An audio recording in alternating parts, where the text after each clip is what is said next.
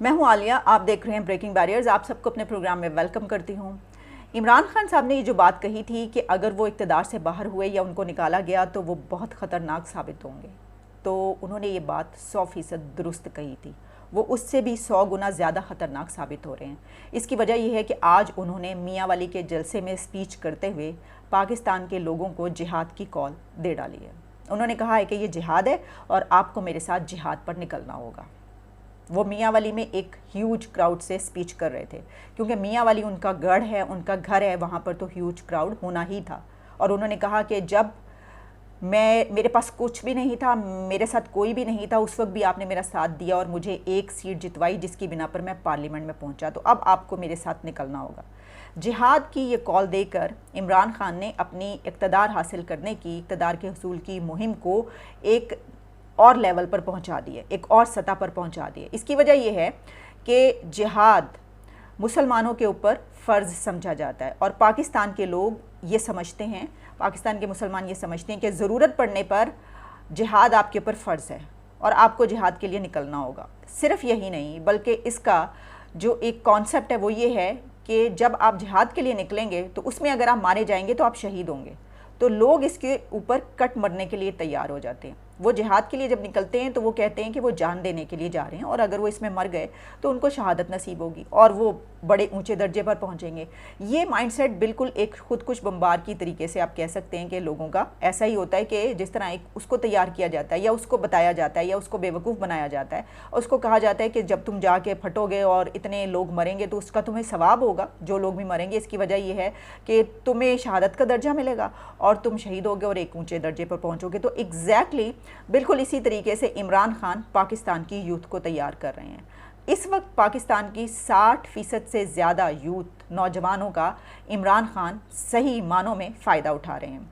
इसकी वजह यह है कि खान साहब वो वज़ीर आज़म थे, वो साबका वज़ीर आज़म हैं जिन्होंने अपने 4 साला दौर में एक टके का काम नहीं किया नौजवानों के लिए या पाकिस्तानी अवाम के लिए। सिफर इनकी कारकर्दगी, जो कि ख़ुद वो मानते हैं। अभी शेख रशीद ने 2 दिन पहले ये कहा है कि हमने तो 1.5 साल पहले शुक्र अदा किया, शुक्राने के नफिल पड़े कि हमारी हुकूमत ख़त्म हो गई, वरना तो हमें किसी ने वोट नहीं देना था। हमारी कारकर्दगी ऐसी थी। ऐसी कारकर्दगी की बिना पर ऐसी कारकर्दगी वाला लीडर भी निकल रहा है और उसने आवाम के 60% से ज़्यादा क्राउड को, नौजवानों को अपने साथ कर लिया है। किस बिना पर? क्योंकि वो जो बोल रहा है वो उससे उनको अपनी तरफ कर रहा है। तो अगर खान साहब ने कुछ किया होता, उनकी कारकर्दगी होती, उन्होंने शहद की और दूध की नहरें बहाई होती, तो तब तो उनको हक हासिल था कि वो करते कि देखिए मैं तो दूध और शहद की नहरें बहा रहा था और मैंने क्या क्या कुछ कर डाला और मैं ये समझता हूँ कि मेरे खिलाफ साजिश हुई है इसलिए मैं निकलूँगा। लेकिन कोई कारकर्दगी, एक फेल्ड गवर्नमेंट, एक बहुत बड़े फेलियर का सिंबल होने के बावजूद इमरान खान पूरे पाकिस्तान के क्राउड को जो है वो, जिस तरह मैंने कहा कि इतनी बड़ी तादाद को अपने साथ चलने के लिए कॉल करें। अच्छा, ये बिल्कुल एक 1857 में भी एक आज़ादी की जंग लड़ी गई थी ना, जो मैंने पहले भी कहा था।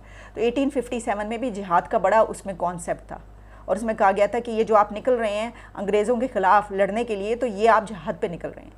तो किसी भी लीडर जब किसी कौम के लोगों को बेवकूफ़ बनाना हो या इमोशनल करना हो तो वो यही चीज़ इस्तेमाल करता है। हमें सिर्फ एतराज़ इस चीज़ पे, और ये बात बिल्कुल दुरुस्त है कि इमरान खान जो ये बात कह रहे हैं कि वो ख़तरनाक साबित होंगे, तो वो सिर्फ कौम के लिए, लोगों के लिए, यूथ के लिए ख़तरनाक साबित नहीं हो रहे कि वहाँ पर खून की नदियाँ बह जाएंगी, लोगों के सर कट जाएंगे और वो अपना सर देने के लिए, अपने आप को कट मरने के लिए तैयार होंगे।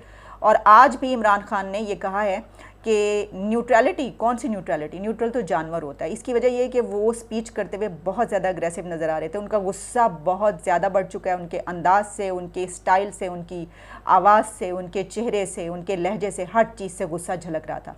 उन्होंने मियाँ वाली के लोगों को जो बात की, मैं थोड़ी सी आपको वो दिखाई देती हूँ, आप सुन लीजिए कि उन्होंने क्या कहा है और फिर मैं इसका जो एक और पहलू है उसकी तरफ हम बढ़ेंगे। जब मुझे किसी ने भी वोट नहीं दी थी, आप वो लोग हैं जो मुझे पाकिस्तान की असेंबली में जिता के लेके गए। इसको मैं कभी नहीं भूलूंगा। मैं हमेशा, जब तक जिंदा हूं, मियां वाली, आपको मैं कभी नहीं भूलूंगा।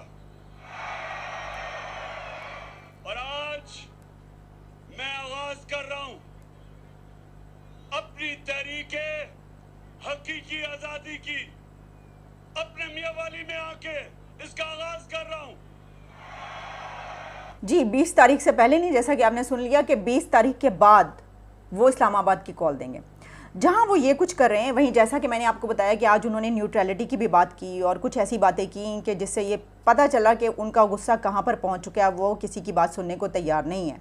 और जिस तरीके से वो डाकू, चोर, ये सब अल्फाज पहले भी इस्तेमाल करते थे, लेकिन आज उनका लहजे का गुस्सा ये बता रहा था कि उनका जो बर्दाश्त का लेवल है वो किस जगह पर पहुंच चुका है। वो बिल्कुल किसी को टॉलरेट करने के तैयार नहीं है, किसी भी चीज़ को। अच्छा, इससे एक रात पहले एक इंटरव्यू जो उन्होंने दिया, उस पर मैंने अपने प्रीवियस व्लॉग में बात की और मैंने आपको ये बताया कि उन्होंने क्या क्या कहा। उसमें बड़ी अहम बात उन्होंने ये की कि जनरल फैज़ उनकी आँखें और कान थे और उनको क्यों हटा दिया गया। अब एक और प्रॉब्लम ये हो रही है कि इमरान खान जहाँ ये नैरेटिव लेकर चल रहे हैं कि आवाम को ये कह रहे हैं कि वो ये अमर बिल मारूफ, जिहाद, और वो इस तरीके से आवाम को अपने साथ लेकर जा रहे हैं, तो वहीं पर वो एक इदारे में और ख़ास तौर पर एक शख्स का नाम लेकर तो वो ये बताने की कोशिश कर रहे हैं कि वो उनके साथ है। यानी एक जर्नल ऐसा है कि जो उनके साथ है जब वो ये बात करते हैं। और उन्होंने जो कल जो बात की तो उससे तो ऐसे ही लगा, अच्छा लोग इसको इसी तरीके से ले रहे हैं। इसकी वजह ये कि ये तो एक पर्सनालिटी को बड़ा मतनाज़ा बनाने की बात नहीं है, क्योंकि उस तरफ से तो कोई ऐसा नैरेटिव सामने नहीं आ रहा, कुछ कहा नहीं जा रहा, कुछ बोला नहीं जा रहा। वो नहीं चाहते थे कि उनको कहीं और पोस्ट किया जाए, क्योंकि वो समझते थे कि उनकी हुकूमत के ख़िलाफ़ भी कार्रवाइयाँ शुरू हो चुकी हैं। तो इसका मतलब यही है कि वो हुकूमत बचाने के लिए भी अपने इस्तेमाल करते लोगों का, जिनका वो नाम ले रहे हैं। तो दिस इज़ अनबिलीवेबल। आप इतनी धड़ल्ले से बरमला ये कैसे कह सकते हैं। देखिए, एक तरफ तो आप ठीक है, बहुत कुछ होता है, कू होते रहे, सब कुछ होते रहे, लेकिन ऐसा तो नहीं है कि इसको मान लिया जाए, तस्लीम किया जाए और बताया जाए कि हाँ जी ठीक है, हम सियासत करते रहें और हम सियासत में शामिल हैं और इमरान खान की हुकूमत अगर जाती तो हम उनका साथ देते और मिलकर उनकी हुकूमत बचाते, क्योंकि ये तो काम नहीं है इस इदारे का या इस इदारे के लोगों का। तो इसका मतलब ये हुआ कि जब वो ये नाम लेते हैं बाकायदा किसी का, तो वो उसको भी मतनाज़े बना रहे हैं, उस पर्सनैलिटी को भी, उस शख्सियत को भी, और इदारे को भी मतनाज़े बना रहे हैं। तो ये जो एक चीज़ है, जिस तरह मैंने कहा कि वो एक तीर से कई एक शिकार कर रहे हैं। दूसरी तरफ फवाद चौधरी का ये कहना है कि इलेक्शन कमीशन 25 मेंबर्स को डिसक्वालीफाई करे तो पंजाब हुकूमत ख़त्म हो जाएगी। अब वो इलेक्शन कमिश्नर पे भी दबाव बढ़ रहा है और उसके ऊपर भी प्रेशर डाला जा रहा है कि किसी भी तरीके से आपने ये जो हुकूमत है, चाहे वो पंजाब की है या फेडरल गवर्नमेंट है, इसको ख़त्म करना है।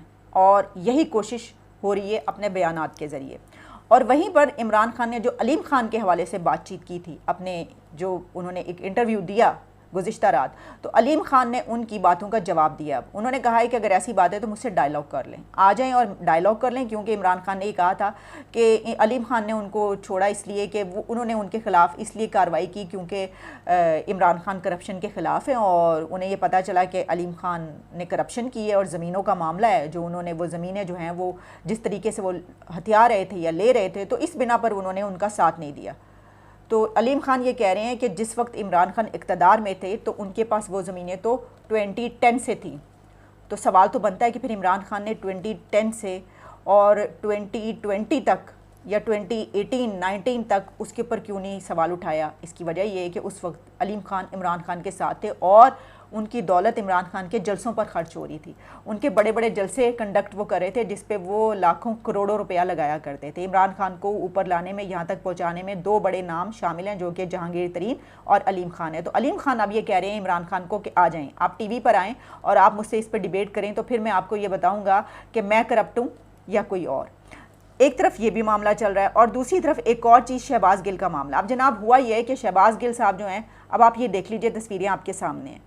अब इसमें मामला ये है कि उन्होंने ये कहा कि उनके ऊपर जो हमला हुआ है तो उसमें शदीद ज़ख्मी भी हुए हैं और उन्होंने फिर वो कॉलर भी लगा लिए, बाजू भी देख लीजिए। अब दो तस्वीरें यहाँ पर सोशल मीडिया पे लोग वायरल कर रहे हैं और कह रहे हैं कि ये देखें, एक तरफ चौधरी परवेज़ इलाही हैं और एक तरफ शहबाज गिल हैं, तो इन दोनों में से कौन सा ज़्यादा, अब देख लें।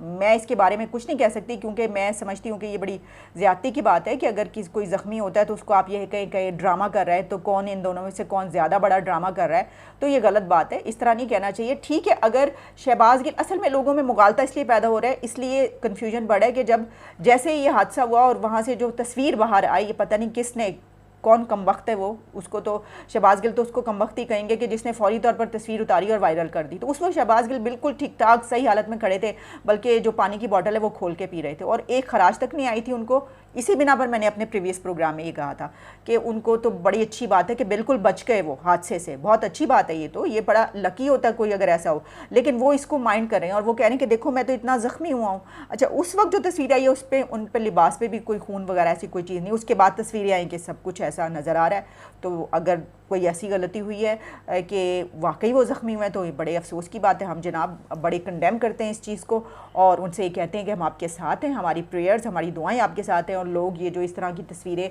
चला रहे हैं कि इन दोनों में से ज़्यादा बड़ा ड्रामेबाज कौन है, तो बड़े अफसोस की बात है। आप किसी को ऐसे कैसे कह सकते हैं, पता नहीं वो तस्वीर जो है वो कैसे किसी ने उतार कर भेज दी, उसके बारे में अब हम क्या कह सकते हैं। अच्छा, वहीं पर जहाँ ये वायरल हो रहा है तो साथ ही इमरान खान साहब जो हैं उन्होंने अपने इंटरव्यू में एक बात की थी गधे के हवाले से, तो वो लोग ये कह रहे हैं कि देखें इन्होंने तो अपने आप को खुद ही गधा कह दिया। अब आरवी सरमद साहिबा ने मैं भी इसको ट्वीट कहीं पर किया हुआ था तो मेरी नज़र पड़ी, मैंने कहा ये क्या उन्होंने बात की, मैं आपको सुनवा देती हूँ वो बात, आप सुन लीजिए और फिर आप खुद ही फैसला कर सकते हैं कि ये ठीक कह रहे हैं लोग या गलत कह रहे हैं।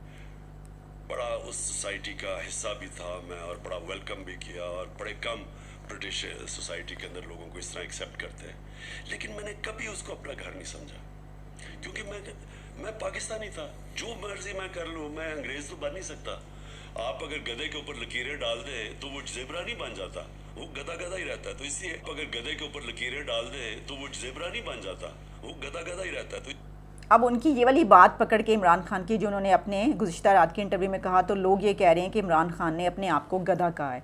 अब आपको पता है ये सोशल मीडिया का दौर है, इस तरह की बातें। अब वो ये कह रहे हैं कि वो इतना अरसा बाहर की सोसाइटी में रहे हैं और वहाँ पे रह के उन्होंने लंदन में यूके में रहते रहे, 20 साल उन्होंने वहाँ पे गुजारे और फिर भी वो वहाँ पर मिक्स नहीं हुआ, उन्होंने अपने आप को वहाँ पर वो नहीं किया, वो वापस आए और वो पाकिस्तानी है। तो उन्होंने कहा कि क्या वो लकीरें डाल दे अगर आप गधे पे तो वो ज़ेब्रा थोड़ी बन जाता है, गधा गधा ही रहता है। तो लोग इसको इस तरीके से ले रहे हैं। तो ये तो अब आप जानते हैं सोशल मीडिया के दौर में ऐसा होता ही है, लेकिन हम जानते हैं कि नहीं, बिल्कुल वो गधे बिल्कुल नहीं हैं। वो एक बहुत होशियार और बहुत ज़हीन और बहुत चालाक ऐसे सियासतदान हैं जो ये जानते हैं कि किस तरीके से उन्होंने अपनी सियासत को आगे लेकर बढ़ना है, कि इसके बावजूद कि वो आवाम के लिए 4 साल दौर में कुछ नहीं कर पाए, एक बहुत बड़ा फेलियर साबित हुए, फिर भी वो आवाम को अपने साथ चलने पर मजबूर कर लें। तो ये जहानत का काम है जनाब। जहानत के बगैर आप उसको चालाकी कह लें, मक्कारी कह लें और कुछ भी कह लें, है तो जहानत ही। इजाज़त दीजिए, दोबारा मुलाकात होती है। Take care and good bye.